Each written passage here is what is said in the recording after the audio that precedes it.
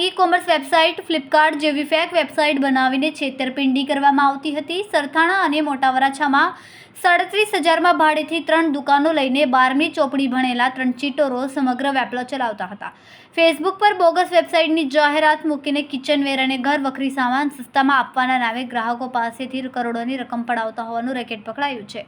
પોલીસે 8.35 લાખનો મુદ્દામાલ જપ્ત કરીને 3 સૂત્રધારો સહિત 6ને પકડી પાડ્યા છે। સૂત્રધાર પિયુષ વિનુખૂટ વોન્ટેડ છે। સૂત્રધાર સાગર ખૂટ અને તેનો ભાઈ પ્રિયંશ ખૂટ તથા આશીષ હડિયાએ બીટેક અને એમસીએ ભણેલા વિદ્યાર્થીઓને 30,000ની નોકરી પર રાખ્યા હતા। ખોટી વેબસાઇટથી છેલ્લા 1.5 વર્ષમાં 20થી 30 કરોડથી વધુની કમાણી કરી હોવાની વાત સામે આવી છે। આ ટોળકીનું કામ ફ્લિપકાર્ટ જેવી દેખાતી બોગસ વેબસાઇટ અને QR કોડ બનાવીને ફેસબુક પર કિચનવેર અને ઘર વખરી સામાન સસ્તા ભાવે વેચવાની જાહેરાત મૂકતા હતા। આ ઠગાઈમાં સિમ કાર્ડ સહિતના ડોક્યુમેન્ટો તેમજ બેંકની કીટો આશીષ હડિયા ભાવનગર અને જૂનાગઢથી લાવતો હતો। આશીષ 5થી 10,000ની લોકોને લાલચ આપીને બેંકોની કીટો ઉપરાંત ડોક્યુમેન્ટો તેમજ સિમ કાર્ડ લઈ આવતો હતો। પોલીસને ઠગ ટોળકી પાસેથી 700 ઈમેલ મળ્યા છે। આથી 700 બેંક ખાતાનો ઉપયોગ કર્યો હોઈ શકે છે।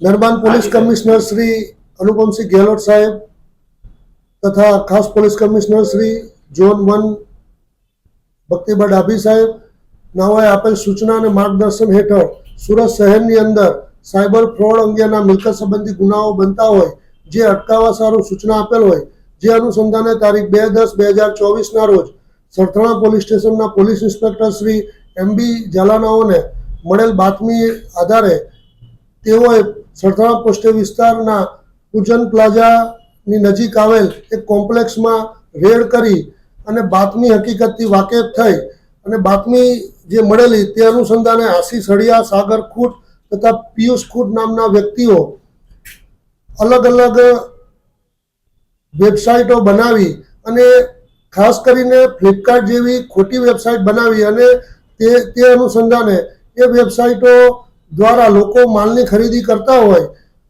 ને એ વેબસાઇટ ખોટી હોવાનું કોઈ લોકોને જાણ ના હોય એ રીતના તેઓ સાથે ફ્રોડ કરતા હોય। નાની કિંમતની માલની ખરીદી થતી હોય એ પૈસા આ લોકો મેળવી લેતા હતા અને અલગ અલગ એકાઉન્ટોમાં જમા કરાવતા હતા।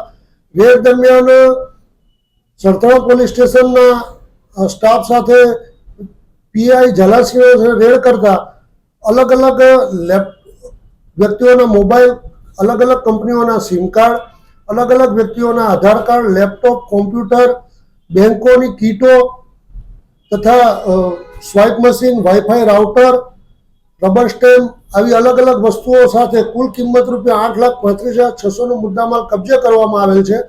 આ આરોપીઓ છેલ્લા 6 થી 8 મહિનાથી પોતાની આ પ્રવૃત્તિ આચરી રહેલ હતા અને તેઓની મુખ્ય એમો એવી હતી કે તેઓએ ફ્લિપકાર્ટ જેવી એક ડુપ્લિકેટ વેબસાઇટ બનાવેલી જે લોકો ફેસબુક અને મતલબ સોશિયલ મીડિયામાં જે વેબસાઇટો જોતા હોય છે એના અનુસંધાને એ વેબસાઇટ ઉપર ક્લિક કરે અને વસ્તુઓની કિંમત જે સસ્તી બતાવી અને એ પૈસા શેરવી લેતા હતા અને આ રીતના લોકોનો ફ્રોડ કરતા હતા।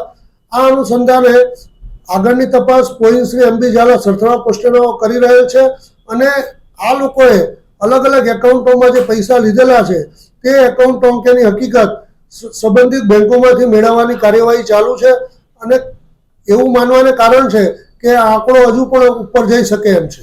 સાહેબ, તમે મુદ્દા માલની વાત કરી પણ ટોટલ ટ્રાન્ઝેક્શન કેટલા કરોડોના કરવામાં આવ્યા છે આ લોકોના બેંકોમાંથી અન્યના ખાતાઓમાં? જે આ અલગ અલગ ખાતાઓમાં પૈસા મેળવવામાં આવ્યા છે એનો ચોક્કસ આંકડો અમે ત્યારે જ કહી શકીએ જ્યારે બેંકમાંથી એનું સ્ટેટમેન્ટ આવે ને આવે, પરંતુ એ આંકડો ઘણો મોટો હોવાની શક્યતા નકારી શકાય નહીં। કેટલો મહિનાનો કેટલો આંકડો હતો એ અનુસંધાને પણ તપાસ ચાલુ છે અને આટલા મહિનાઓથી કરે છે, કેટલા મહિનાઓથી કરે છે, આ એકાઉન્ટોમાં ક્યારથી આ પ્રકારની એન્ટ્રીઓ થઈ રહેલ છે તેની ઝીણવટભરી તપાસ હાલ ચાલી રહેલ છે।